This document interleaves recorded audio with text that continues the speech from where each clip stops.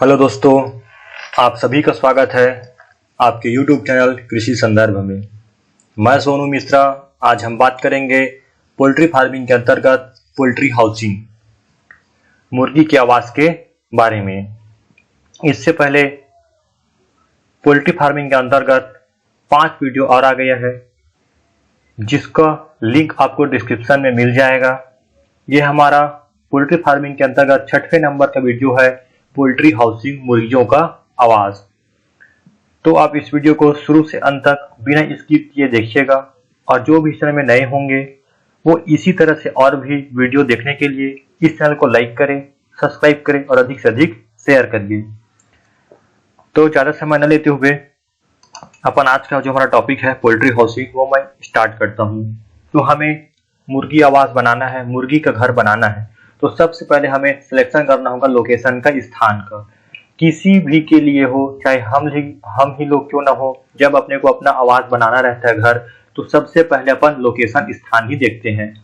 तो अपन कुछ बातें देख लेते हैं इसमें कि अपने को कैसे स्थान चाहिए, वहां पे क्या क्या फैसिलिटी यानी कि सुविधा होना चाहिए। तो फर्स्ट आता है poultry house should be located away from residential and industrial area. जहां पे हम मुर्गियों का आवास बना रहे हैं या जहां पे हम स्थान का चुनाव कर रहे हैं, वो हमेशा रेसिडेंशियल यानी जो हमारा निवास स्थान है, जहां पे लोग रहते हैं वहां से, और जहां पे इंडस्ट्रियल औद्योगिक क्षेत्र है वहां से दूर होना चाहिए। सेकेंड आता है it should have proper road facility, और जहां पे हम लोकेशन देख रहे हैं, स्थान का चुनाव कर रहे हैं, वहां तक आने जाने के लिए प्रॉपर रोड फैसिलिटी यानी सड़क की सुविधा होना चाहिए। थर्ड आता है it should have the basis amenities like water and electricity. जो वहां आवश्यकता की सामान है, जैसे कि पानी हो गया, बिजली हो गया, वह वहां उपलब्ध होना चाहिए। ऐसे स्थान का हमें चुनाव करना है। Availability of farm labours at relatively cheaper wages. जो हम जिस स्थान का चुनाव कर रहे हैं वहां पे सस्ता और आसान जो मजदूर है वो हमें मिलना चाहिए। फिर लास्ट पॉइंट आता है it should have proper ventilation. हमें ऐसे स्थान का चुनाव करना चाहिए जहां पे प्रॉपर वेंटिलेशन, हवा का आवागमन होना चाहिए। फिर अब सेकंड पॉइंट देखते हैं पोल्ट्री हाउसिंग इक्विपमेंट। अब हमें स्थान का चुनाव कर लिए, आवास बना लिए, अब उस आवास में हमें क्या क्या इक्विपमेंट, सामान रखने हैं मुर्गियों के लिए, वो अपन देख लेते हैं। तो depending on the size and type of poultry house, जो हमारा इक्विपमेंट है, सामान है मुर्गियों के लिए, वो डिपेंड करता है साइज और टाइप ऑफ पोल्ट्री हाउस पर। जो मुर्गी का आवास है वो किस प्रकार का है, कौन से साइज का है, उस आधार पर अपन सामान रखेंगे। Various type of equipment are to be used in poultry farm. अलग अलग प्रकार के इक्विपमेंट सामान होते हैं पोल्ट्री फार्म पर या मुर्गियों के आवास पर। जैसे कि अपन कुछ जो इंपॉर्टेंट अपन देख लेते हैं। Important poultry house equipment include perches, feed hoppers, foggers, heaters, watering device, debeakers, chick guards, laying nets, brooding hoops, इतने सारे होते हैं। तो कुछ अपन डायग्राम भी देख लेते हैं। सबसे पहले आता है फीडर हॉपर। फीडर हॉपर मतलब खाने का स्थान, जहां पे हम मुर्गियों को उसका दाना देंगे, चारा देंगे, जिस स्थान पर वो खाना खाएगी या खाएगा, इसको बोलते हैं अपन लोग फीड हॉपर। ये एक लंबे ऐसे लंबर है, ऐसे गोल आकार का भी ये आता है।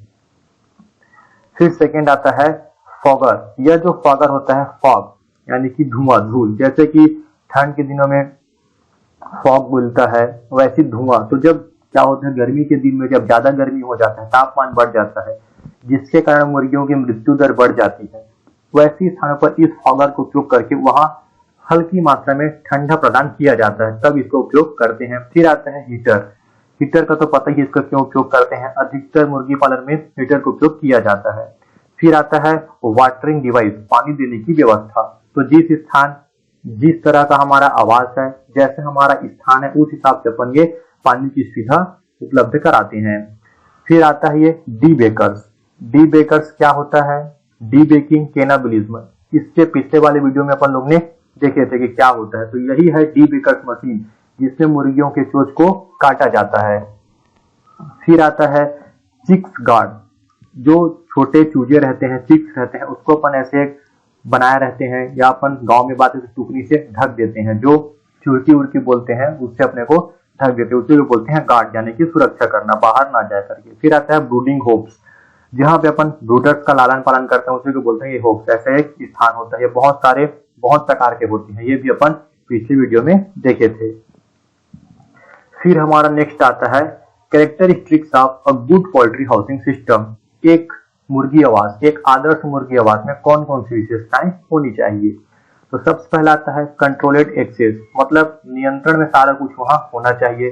कंफर्टेबल बेडिंग, जहां पे मुर्गियां आराम कर रही है, खाना खा रही है, पानी पी रही है, वहां का जो स्थान है वो कंफर्टेबल आरामदायक होना चाहिए। थर्ड आता है कन्वेंट टू क्लीन, वहां पे साफ सफाई का ध्यान देना चाहिए। इजी एग कलेक्शन, वहां पे हमें अंडे एकत्रण करने का आसानी होना चाहिए। Good lighting and heating system, वहां पे लाइट की और हीटिंग की सुविधा अच्छी होनी चाहिए। प्रॉपर वेंटिलेशन, हवा और सूर्य का तापमान प्रॉपर या उचित आवागमन होना चाहिए। ऐसे अपने को घर बनाना चाहिए।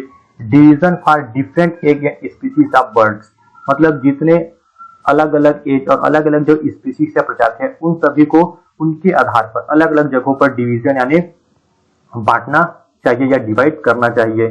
मतलब जिस स्थान पर जिस एज की मुर्गी है वहां पर उस एज का मुर्गी रहना चाहिए, जो स्पीसीज का मुर्गी है वहीं पर उस स्पीसीज का मुर्गी रहना चाहिए। ऐसे अपने को मुर्गी आवास बनाना चाहिए। फिर आता है क्लासिफिकेशन ऑफ पोल्ट्री हाउसिंग, तो अपन 5 प्रकार से पढ़ेंगे।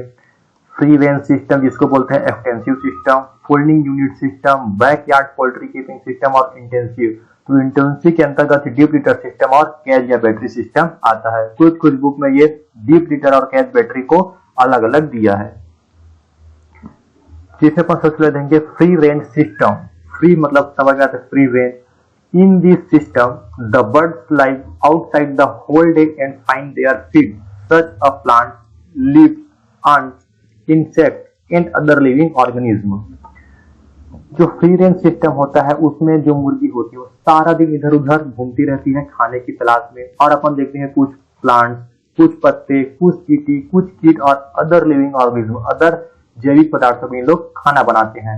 Birds alert house at night by the owner, और जब रात के समय हो जाता है तो जो इनको पाले रहते हैं, जो इनके मालिक होते हैं, उनके घर आके फिर से आराम करते हैं। मतलब सारे दिन लोग घूमते रहेंगे, जो इनको खाने को मिलेगा जैसे कि पेड़ हो गया, पत्ती हो गया, चींटी हो गया, कीट हो गया और अदर चीजें इनको खाएंगी। फिर जैसे ही शाम होगा तो ये अपने मालिक के घर में पहुंच जाएगा। जैसे कि ये देखो, अपन देखते हैं कुछ मुर्गियां ऐसे सारा दिन घूमते रहती है और रात होते ही अपन मालिक के घर पहुंच जाता है, जिसको बोलते हैं फ्री रेंज। फिर सेकंड आता है सेमी इंटेंसिव सिस्टम, या इसी को बोलते हैं backyard poultry keeping system. It is adopted where is the amount of free space available is limited, जहां पे फ्री की भूमि लिमिट है, सीमित मात्रा में उपलब्ध है, वैसे स्थान पर इंटेंसिव सेमी इंटेंसिव बोलते हैं अर्ध सघन सिस्टम अपनाते हैं। The semi intensive production system is also known as backyard production. ये जो सेमी इंटेंसिव सिस्टम है इसको अपन बोलते हैं backyard production. The poultry birds live outside for the whole day for foraging and a handful of grains provided by the owner at night. यह सारे दिन इधर उधर घूमते रहते हैं और जो इनका खाने का रहता है, ग्रेन प्रोवाइड करता है, वो इनके ऑनर करते हैं रात के समय में मालिक। मतलब दिन के समय इन लोग पूरा घूमते रहेंगे, जैसे ही रात होगा इनके जो मालिक रहेंगे, जो इनको पाल रहे हैं, वो इनको दाना देते हैं, ग्रेन प्रोवाइड करते हैं। But it is necessary to allow the bird 20 to 30 square yard per bird outside run. जो 25 से 20 स्क्वायर यार्ड है वहां पे अपन आउटसाइड बाहर की तरफ मुर्गियों को रहने के लिए, दौड़ने के लिए स्थान दिया जाता है। This method is mostly used on a small scale for 300 to 400 birds only. जब 300 से 400 मुर्गी की जनसंख्या है तो वहां पे अपन इस प्रकार की विधि का उपयोग कर सकते हैं सेमी इंटेंसिव सिस्टम का। जैसे अपन एक घर के पीछे रहते हैं, घर के पीछे कुछ बना देते हैं, वहीं पे अपन पालन पोषण करते हैं, उसी को बोलते हैं सेमी इंटेंसिव या बैकयार्ड सिस्टम। फिर थर्ड आता है इंटेंसिव सिस्टम, यानी कि सघन प्रणाली। In this system, the birds are confined to the house entirely with no access to land outside. and it is usually adopted where land is limited and expensive। कहने का मतलब है यह जो इंटेंसिव सिस्टम है, सघन सिस्टम है, ये वहां अपनाया जाता है जहां पे लिमिट मात्रा में भूमि उपलब्ध है और एक्सपेंसिव अधिक महंगा है। जिस ऐसे स्थान जहां पर भूमि महंगी है और लिमिट है,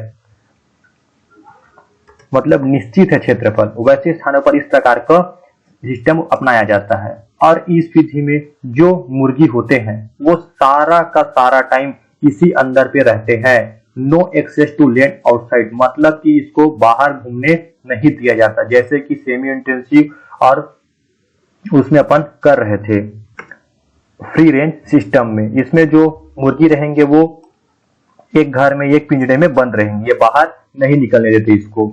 to get the maximum production the good quality feed is always remaining available in front of the poultry birds. इस विधि में maximum production the good quality feed, मतलब कि जो उसका खाना का क्वालिटी है वो मैक्सिमम मात्रा में उसके सामने उपलब्ध रहते हैं। जिस स्थान पर हम इंटेंसिव सिस्टम सघन पद्धति अपना रहे हैं, वैसे स्थान पर जो खाने की पूर्ति है वो अपने को अधिक मात्रा में रखना चाहिए या वहां पे उपलब्ध होना चाहिए। क्यों? क्योंकि अपन इस मुर्गियों को बाहर निकलने नहीं दिया जा रहे हैं, तो अपने को पूरा खाने की व्यवस्था करना होता है। This is the most common system used worldwide on a commercially large scale to fulfillment the consumption of chickens meat and eggs। यह जो विधि होता है इंटेंसिव, अगर हम वर्ल्ड वाइड पर बात करें तो सबसे कॉमन यही विधि है। इसी विधि से पूरे विश्व में पाला जाता है और कमर्शियली लार्ज स्केल, जहां पर व्यापारिक दृष्टिकोण से देखें तो सबसे अधिक मात्रा में इसी विधि के जरिए मुर्गी पालन होता है। और इसी विधि के जरिए ही जो हमारा कंजप्शन होता है चिकन मीट्स और एग का, अंडे और मांस का, वह इसी विधि के द्वारा अधिक से अधिक फुलफिलमेंट होती है, जो हमारी रिक्वायरमेंट होती है। तो जो हमारा इंटेंसिव सिस्टम होता है दो प्रकार का होता है। कौन कौन से होते हैं अपन देख लेते हैं। पहला आता है डीप लिटर सिस्टम। नाम सिर्फ डीप यानी गहरा, लिटर यानी होता है बिछाली। This method is a scientific method of poultry farming. जो डीप लिटर सिस्टम है वह एक साइंटिफिक मेथड है, वैज्ञानिक मेथड है। In this system the poultry birds are kept in large pens up to 250 birds each on floor covered with litter like straw, sawdust और leaves up to depth 8 to 12 inch, 8 से 12 inch तक। यह जो deep litter system है वहां पे large संख्या में अपन मुर्गी पालन कर सकते हैं, जैसे कि 250 मुर्गी से ज्यादा। और जो यह फ्लोर होता है, कवर होता है फ्लोर फर्श, वो इससे बिछाली से बिछाया जाता है।